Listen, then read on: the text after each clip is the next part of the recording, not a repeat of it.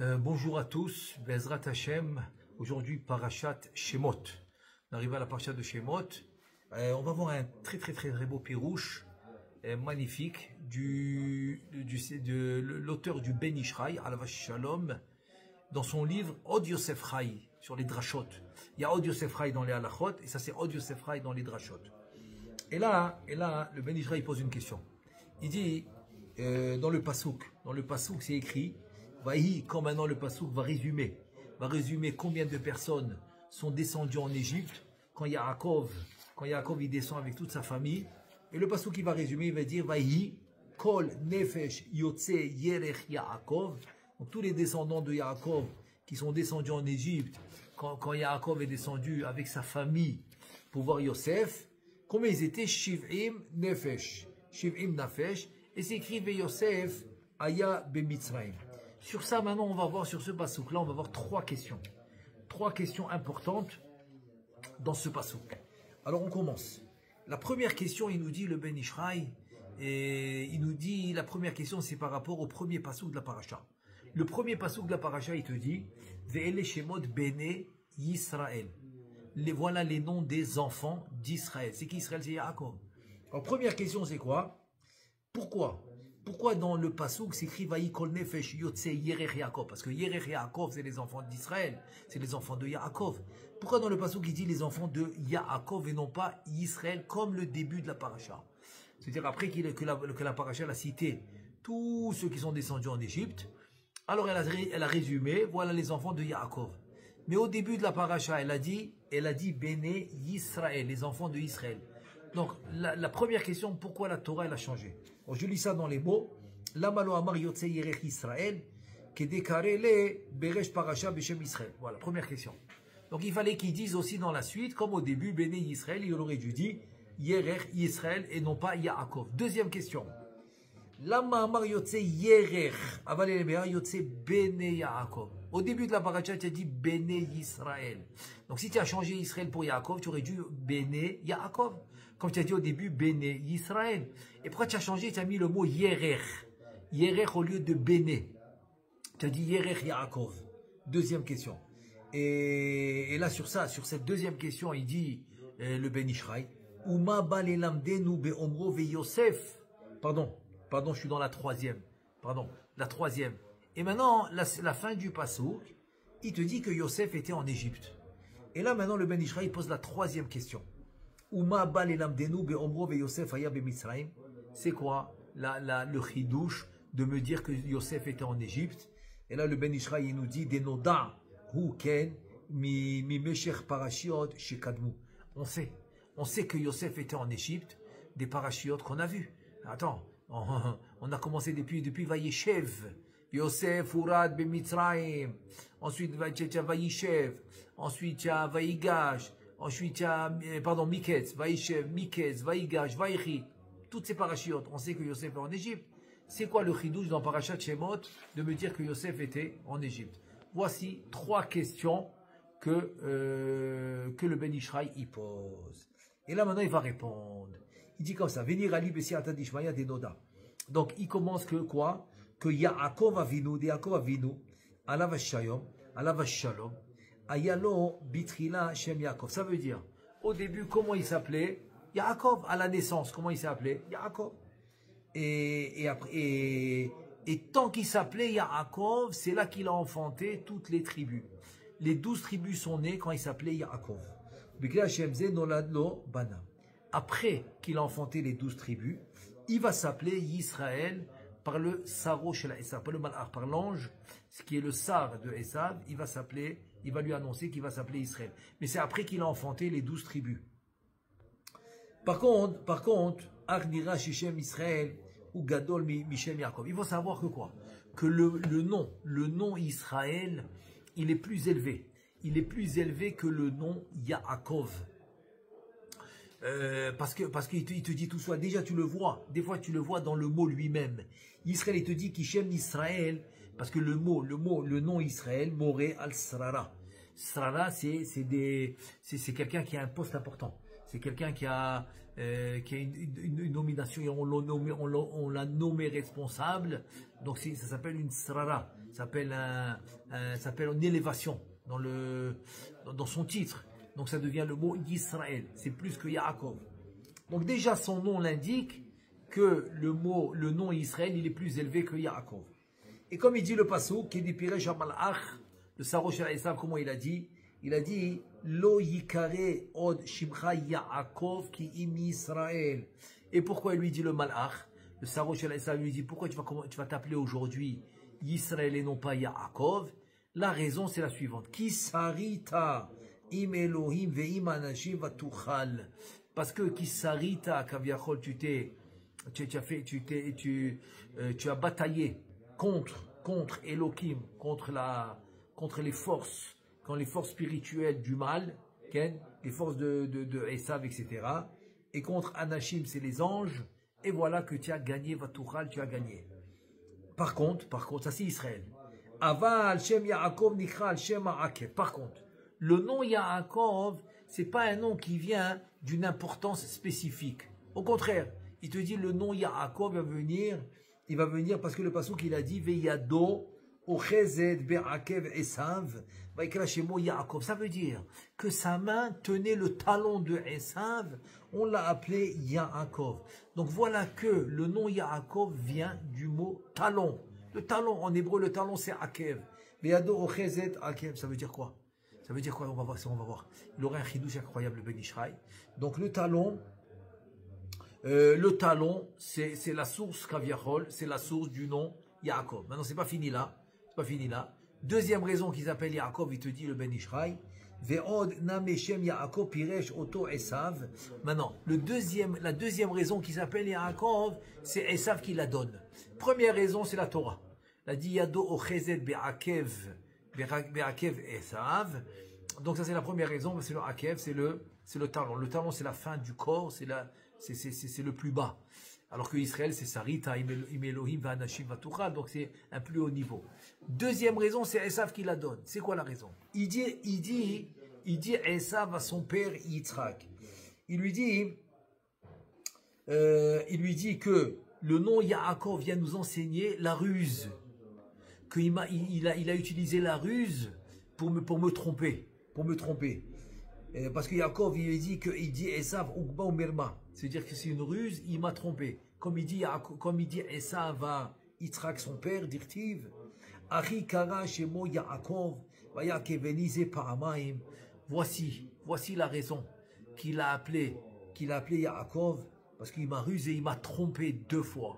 Il m'a pris la Bechora, il m'a pris les brachot, et le sar de Esav, c'est lui qui a mis ces mots dans la bouche de Esav. C'est-à-dire que Esav, il n'a pas dit par lui-même, c'est le malhar de Esav qui vient lui mettre ces mots dans la bouche pour que Esav il le dise à son père. Il dit Loma, c'est-à-dire Kevan de Sofo liyot shemo Israël. Donc finalement Esav, c'est comme une remontrance qu'il fait à son père Yitzhak. Si son nom va devenir Yisraël, qui est un nom plus important. Alors, pourquoi? Esav demande à son père Yitzhak, pourquoi? Lama lo karo aviv beshem ze mitrila. Pourquoi tu l'as pas appelé Israël? Pourquoi? Parce que si tu l'avais appelé Israël depuis le début, des az lo haya yachol akeveni, il n'aurait pas pu me tromper. Parce que le fait qu'il s'appelle Yaakov qui vient du mot, Yaakeveni, c'est pas Amaim qui m'a trompé, il m'a rusé. C'est la ruse, il m'a trompé. C'est pour ça qu'il m'a trompé. Si tu l'avais appelé Israël, on ne m'aurait pas trompé. En fait, il faudrait qu'une petite parenthèse, j'ouvre une petite parenthèse, pour comprendre ce qu'il dit le Ben Ishraï. Il y a la Gemara. La Gemara, il raconte avec Rabbi Meir, qu'il est venu avec quelques personnes dans une auberge.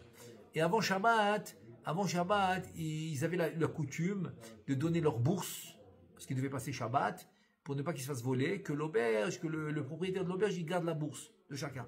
Parce qu'on va dire que le propriétaire de l'auberge, il a comme un genre de coffre, et là-bas, il gardait les bourses des clients, il leur rendait samedi soir.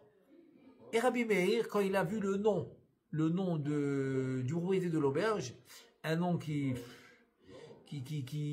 parce que la Gemara dit que Kari Bishma, et Rabbi Meir, il avait ce don. Il avait ce don de voir toute la personne à travers son nom. Kari Bishma, ça s'appelle. Il lit par le nom. Et comme il a vu ce nom qui était un nom de rachat, il a dit, moi je ne lui donne pas ma bourse. Donc Rabbi Meir s'est débrouillé à cacher sa bourse quelque part, mais il ne lui a pas donné. Tous ceux qui ont donné la bourse à cet homme-là, ils l'ont perdu parce qu'il a renié. Il a renié qu'il n'a rien pris, qu'il n'a rien reçu. Donc ils ont perdu leur bourse. Et Rabbi Meir, Baruch Hashem, il a gagné sa bourse. Et il leur a raconté pourquoi. Parce qu'il a vu ça dans le nom. Donc ici la même chose. Vient maintenant le Saro chez Esav. Il met dans la bouche de Esav de dire à Yitzhak, je ne comprends pas. Si son nom devait devenir Yisraël, pourquoi tu ne l'appelles pas à la naissance Israël? Il ne m'aurait jamais trompé. Il ne m'a jamais rusé. Parce qu'il m'a rusé parce qu'il s'appelle Yaakov. Vayakeveni, c'est le talon, comme on dit. Ou bien Vayakeveni, il m'a rusé, il m'a trompé. Donc finalement, qu'est-ce qui a causé à Esav de me tromper? Yaakov de me tromper. C'est le nom. Il dit, voilà, il te dit mes fourrages. C'est le fait qu'ils l'ont appelé Yaakov au départ, c'est ça qui a causé qu'il m'a trompé. Quelqu'un qui est venu, c'est par Amaïm. Et là, il est venu se plaindre. À son père. Pourquoi tu l'as appelé Yaakov et tu l'as pas appelé Yisraël? Parce que si tu l'avais appelé Yisraël, il m'aurait jamais trompé. Il vient le Ben Ishraï, il vient protéger Kaviachol Yaakov Avinu de cette taromet, de cette accusation que Esav fait à son père. Parce qu'il dit que c'est son nom qui a causé qu'il a. Ça veut dire que le nom il a un problème. Que le nom, il a un défaut Kaviachol. Parce que le nom, il a causé à Yaakov de tromper Esav. Et donc, on avait posé la question, comment pour ce nom-là, que c'est là que les tribus vont naître? On doit répondre à cette question. Il vient le Ben Ishraï et te dit, écoute bien maintenant. En fait, ce qu'il dit Esav, c'est faux. Le nom de Yaakov est pas si mauvais qu'il pense. Pas du tout. Au contraire. Pourquoi? Il dit parce que Ya'an, c'est la raison. Ya'an,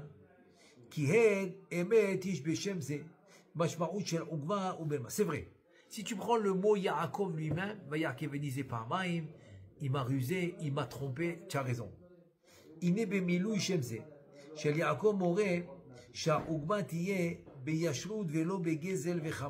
Maintenant, on va voir que Yaakov, en fait, c'est vrai, qu'il y a une ruse, il m'a trompé. Mais cette ruse, et le fait qu'il t'a trompé, ça a été fait d'une manière cachère. Ça s'appelle Yachar, d'une manière droite. Il n'y a aucune avéra chas v'shalom qui s'est fait. Il dit d'abord comment tu vois ça. Après on va expliquer pourquoi ça s'appelle Yachar et ça s'appelle permis. Tout ce qu'il a fait c'est avec permission. Pourquoi? On va voir ça après. Comment d'abord tu vois que dans le nom de Yaakov, ok, comment tu vois que dans le nom de Yaakov, il y a cette façon de dire, il y a cette façon de voir que quoi? Qu'en fait la ruse s'est fait par droiture. Et pas comme il pensait à Esav. Comment? Il dit Ya'an ki bemilou yotiot Yaakov. Ça veut dire, quand tu remplis les mots de Yaakov, c'est-à-dire, comment tu écris Yud en entier? Tu écris Yud Vav Dalet. Donc tu as le Yud et le Vav et le Dalet. Ensuite, le Ain, tu l'écris Ain Yud Nun. Ensuite, tu as le Kuf Vav P. Ensuite, tu as le Bet, c'est Bet Yud Taf. Tu retires les initiales qui sont Yaakov et tu restes avec le Miloui. Donc tu restes avec les lettres Vav Dalet, qui est le Miloui de Yud. Tu restes avec les lettres Yud Ain, Yud Nun, qui est le Miloui de Ain. Ensuite le Vav et le P, qui est le Miloui de Kuf. Et ensuite le Yud et le Taf, qui est le Miloui de Bet. Et tu obtiens la Gematria. Yeshurun. Yeshurun qui veut dire droit. Parce que c'est aussi un nom de Yaakov. Okay? Et quand Israël vit Yeshurun, comme on dit tous les matins dans les korbanot. Donc Yeshurun aussi c'est un nom de Yaakov. Donc quand tu fais la Gematria de ce Miloui, tu obtiens le nom de Yaakov s'appelle Yeshurun, c'est droit. Et si maintenant tu rends son nom de Yeshurun malé, donc tu auras une fois le Vav après le Shin, une fois le Vav après le Resh, ça fait Yeshurun malé. Alors Yé Mispar Yeshurun Bishne Vavin. Donc ça devient la Gematria exacte de Yeshurun avec les deux Vavin. Deux fois avec les deux Vav quand tu le fais malé, c'est exactement la Gematria c'est la gematria du milouï. La gematria des lettres qu'ils ont rempli les lettres, comme on a expliqué. Donc ça veut dire que dans Yaakov, dans les lettres de Yaakov, tu as les lettres Yeshurun qui veut dire droit. Nimtza, ça veut dire, Nimtza, Betorotiot Yaakov Yeshmis par Yeshurun, ça veut dire dans les lettres de Yaakov, qui veut dire rusé, qui veut dire tromper, tu as les lettres de Yerushin, tu as les lettres de Yeshurun qui veut dire droit. Amoré al Yashur qui veut dire droit. Kiou mashma uto Yashur, les Ramos.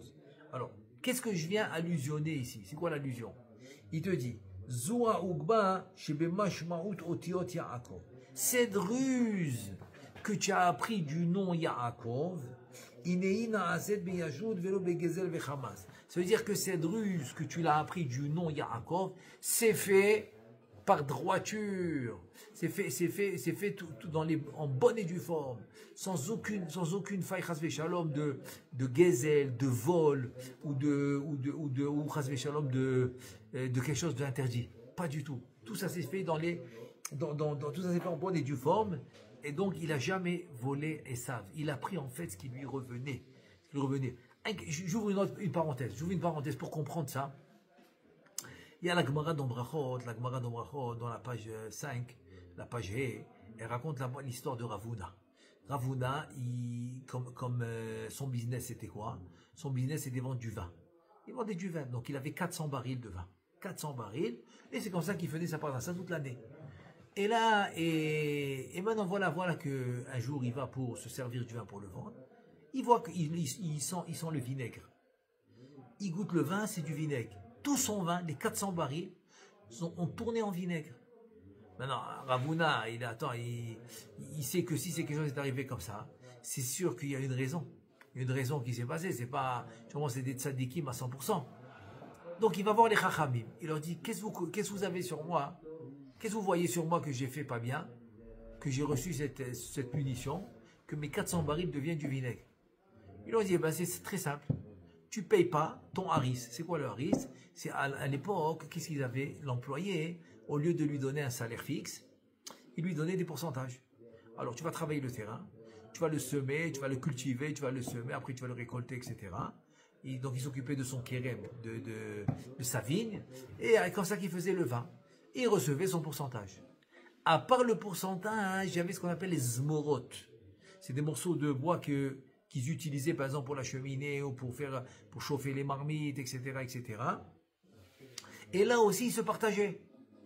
Et Ravuna, les Chachamim lui ont dit, tu lui as pas donné sa part des zmorot, des morceaux de bois que tu devais lui donner de la vigne. Il dit, mais il me vole plus qu'il doit. Je donne un exemple. Si par exemple à l'année, il faisait 500 kilos, allez, 500 kilos, on va dire, à l'année, 500 années, pour l'exemple, donc il devait se diviser 250 kilos chacun. Très bien. Ravuna, il dit, mais attends, 250 chacun. Moi, je reçois que 200. Il a déjà pris 300. Si je fais la moitié, il me reste 100 et lui, il prendra 400. Alors je dis, ok, il a déjà pris 300, laisse-moi tranquille, je regarde les 200. Il dit, non, tu voles d'un voleur, c'est un voleur. Tu peux pas faire ça. Alors, pourquoi tu ne peux pas faire ça? Parce que ça s'appelle du vol, tu dois lui régler ce que tu as convenu avec lui. Et si tu penses qu'il te vole, amène-le au Bedin. Va au Bedin, amène-le. Alors maintenant, comment on peut comprendre? Ça c'est la question. D'un côté, tu me dis que Ravuna, ils l'ont appelé Chas Shalom un voleur, il fallait qu'il paye. Et pourquoi dans l'histoire de Yaakov, tu me dis que c'est Yashrut, Yeshurud, il l'a fait avec droiture? C'est quoi la différence? Pourquoi ça s'appelle droiture? Alors le Zera Shimshon, il explique. Il allonge là-bas, c'est magnifique. Mais je le dis en raccourci, le résumé, la conclusion, c'est quoi? Il te dit, écoute bien. Quand maintenant, toi tu penses que quelqu'un te vole. Donc tu retiens quelque chose à lui chez toi. Ça, tu n'as pas le droit. Ce qui est à lui, tu lui rends. Et si tu penses qu'il t'a volé, amène-le au Bedin. Ok? Ça, c'est l'histoire de Ravuna. Il dit l'histoire ici, non. Les brachot étaient pour Yaakov. Comme Rivka a dit à Yaakov. La Bechora était pour Yaakov. Et maintenant, qu'est-ce qui s'est passé? C'est qu'en fait, Esav voulait voler ça de Yaakov. Parce que si maintenant tu me dis que quoi? Que Yaakov, il a acheté la Bechora. Donc c'est à lui. Donc, quand maintenant, Yitzhak, il veut bénir Esav. Pourquoi il veut bénir Esav? Parce qu'il pense que c'est le Bechor. Qu'est-ce qu'il devait faire Esav? Papa, excuse-moi, c'est pas moi le Bechor. Pourquoi? Ben, j'ai vendu la Bechora, le Bechor c'est Yaakov. Tu veux bénir quelqu'un, va bénir Yaakov. Tu vois, Esav, il n'a pas fait ça. Donc, Esav, il voulait voler les brachot qui venaient à Yaakov. Donc, pour conserver tes biens, pour garder ce qui te revient à toi, pour le garder, alors tu as le droit de ruser. Tu as le droit de ruser. Ça s'appelle, Vaya Keveni, c'est vrai, il a eu la ruse, Beyeshurun, Beyashrut. Mais la ruse a été faite avec droiture. Donc tu as le droit de ruser quelqu'un pour ne pas qu'il te vole. Alors que Ravuna, non, il a gardé quelque chose qui appartenait à quelqu'un d'autre parce qu'il pensait que l'autre l'avait volé. Non, tu lui rends ce qui lui appartient. Et si tu penses qu'il t'a volé, tu l'amènes au Bedin. Ça c'est rien qu'une parenthèse pour comprendre la différence. Donc ici, ça s'est fait vraiment avec droiture parce que ça revenait à qui? Ça revenait à Yaakov. Je continue. Venimtsa. Ki Yaakov gam kenu meshuba. Donc Yaakov aussi, le nom Yaakov aussi, c'est un nom élevé parce qu'il a le Yashrut, il a la droiture. Velo kacher Esav Esav lomar, et pas comme Esav il a pensé dire que quoi? Que Yaakov c'est quoi? C'est Vaya Keveni, c'est la ruse. C'est seulement la ruse. Non. Sha'uba Sha'asalohi chez l'Okadin qu'il a rusé, sans aucun, c'est ce qui veut dire qu'il a rusé contre la vérité, contre le tzedek, contre le din. Et la Behemet Biyashrut Akevoto. Donc Yaakov il l'a fait avec Yashrut, il l'a fait avec droiture. Ubazé Nicha Mashiesh Lakshot. Maintenant c'est facile. Tu m'as demandé comme question pourquoi tu l'as pas appelé Israël avant d'enfanter les Shvatim. Parce qu'il te dit que Israël, donc tu aurais eu les enfants Béné Israël et non pas Yaakov. Il te dit des Nershavim Zera Israël des Mashma Yashrut Velo Yikreu Beshem Yaakov chez Moré Ugbo Mirma. Donc tu aurais gagné que les enfants s'appellent les enfants d'Israël qui s'appellent Yachar et non pas Yaakov qui s'appelle la ruse. Réponse. Pourquoi? Parce que même Yaakov chez Yachar. Yaakov, les lettres à l'intérieur de Yaakov, qu'est-ce que ça fait? Yeshurun, Yachar. Il te dit, parce que aussi il s'appelle des Gam Shem Yaakov Moré al Yashrut qui milou Yaakov ou Mispar Yeshurun. Ve'adit fe beshevar inyanze shemashma sha'ugba hi beyashrut. Il te dit c'est mieux ça. Pourquoi? Parce que même quand tu arrives à un moment où tu es obligé de faire la ruse, pour garder ce qui te revient, tu le fais yachar, tu le fais avec droiture. C'est pour ça que tu as Yeshurun à l'intérieur des lettres de Yaakov. Pourquoi que ça veut dire? Ça veut dire que s'il est droit. Bektor Yaakov Amore Ugba. Velachen Ashvatim Kulam Noldu Biyot Shemo Yaakov qui Beshem. Parce que les Shvatim ils viennent d'où? Les Shvatim ils viennent de Yaakov, de l'intérieur de Yaakov. Donc ils viennent de Yeshurun, ils viennent de Yachar. Donc c'est ça, c'est pour ça que les Shvatim ils viennent de l'intérieur de Yaakov. Et l'intérieur de Yaakov c'est Yeshurun qui veut dire Yachar, qui veut dire droiture. Qui Beshem Zeen Giraon. Et la chevarou des amorés, afilua ouvach asa imachiv, asa biyashu. Voilà, incroyable, très très belle réponse du Ben Ishraï, que finalement, ce que Esav il a dit, c'est faux. Ah, on l'a appelé Yaakov parce qu'il m'a rusé. C'est quelqu'un qui trompe les gens, c'est faux. Même le nom Yaakov, Yashrut, même qui devait utiliser la ruse contre Esav, il a fait Beyashrut, il a fait avec droiture. Maintenant, on va répondre à la question. Et la question qui dit, et qu'on a posée au début, qu'il a dit, Vayi kol nefesh, yotse yerech Yaakov. Alors, pourquoi on a dit yerech, on n'a pas dit bene Yaakov? Et là, il répond, Veze shama vayi kol nefesh, yotse yerech Yaakov. Ça veut dire que l'homme, al tabet baotiot apashut shel Yaakov, shemorin alikvot, chaz veshalom. C'est-à-dire, ne regarde pas dans les lettres, ne regarde pas dans les lettres de Yaakov qui parlent que le mot Yaakov veut dire la ruse. Non, Yerer à l'intérieur des lettres. Regarde à l'intérieur des lettres de Yaakov et tu vas trouver Yeshurun, tu vas trouver Yashrut. Et là, Habed be Yerer shel Yaakov, klomar hamilui shu sof otiyot Yaakov, ki hamilui omed besof apashut, velachen nikra Yerer shel apashut, parce que Yerer c'est la fin du corps, c'est vers la fin du corps, et le milou, il est à la fin de la lettre. C'est-à-dire que quand tu écris le yud, le vav et le dalet, donc les dernières lettres qui viennent après le yud. Donc ça s'appelle le miloui. Donc c'est pour ça que c'est Yerer, que le Béné, que Yerer, pas Béné, Yerer Yaakov. C'est-à-dire que les enfants, ils viennent pas du Yaakov qui montre la ruse. Non. Les enfants, ils viennent de l'intérieur de Yaakov qui veut dire Yeshurun, qui veut dire Yashrut, qui veut dire la droiture. Vem yotzem ayerer, shatzu bina yashrut, shehem remuzim, beyerer shalotiot Yaakov. Vinehem, shivim nefesh. Donc on a répondu, voilà, on a répondu déjà 2 questions. On a répondu la première question qu'on a dit que c'est Yaakov et pas Israël, que Yaakov aussi c'était Yachar. Deuxième question, c'est pour ça qu'on a dit Yarer et pas Béné. Maintenant, un qui veut te dire, entre-temps, il veut te dire encore autre chose qu'il n'a pas posé comme question. Il t'a dit pourquoi le Nefesh, tu n'as pas dit Nefashot. 70, tu dois le dire au pluriel. Tu dois dire 70 Nefashot. Pourquoi tu as dit 70 Nefesh? Et là, il te dit, Em Shivim Nefesh, Be'achdut Echad. Ulkar Keraam Nefesh, Velo Nefashot. Lashon Rabbim. Tu vois bien que dans Esav, c'est écrit Nefashot au pluriel. Et pourquoi chez Yaakov, c'est écrit au singulier Nefesh? Il te dit, parce que quand tu as dit pour Esav, al mispar shisha, dans le pasouk de Bereshit, j'ai dit au pluriel pour Esav. Ulka ramar vayhi, et aussi tu as dit vayhi et pas vayiyu. Tu aurais dû dire vayiyu kol nefashot. D'accord? Alors c'est quoi vayi? Tu as tout dit au singulier. Vayi, nefesh, la shon yachid velo amar vayiyu la shon. Et pourquoi? Pour te montrer la achdout. Qu'il y avait la achdout dans les frères. Donc tu vois bien que quoi? Que les frères sont une racine kadosh. Quand tu as de la achdout entre les frères, tu sais que la racine de ces frères-là, c'est kadosh. C'est kadosh. Et là, il te dit, et maintenant, il faut savoir maintenant la question. On a dit, pourquoi tu m'as dit que Yosef était en Égypte? On le savait ça, que Yosef était en Égypte. Et là, il te dit, Yosef aya b'Mitzrayim, ça veut dire que l'Oma, b'Mitzrayim chez Ervat Haaretz, ça veut dire que quoi? C'est-à-dire que Yosef qui a été en Égypte. Égypte, elle s'appelle Ervat Haaretz, c'est l'endroit tamé, c'était l'endroit tamé de tout le monde entier. C'était l'endroit tamé, c'était Mitzrayim. Et Yosef était là-bas. Il est resté Yosef.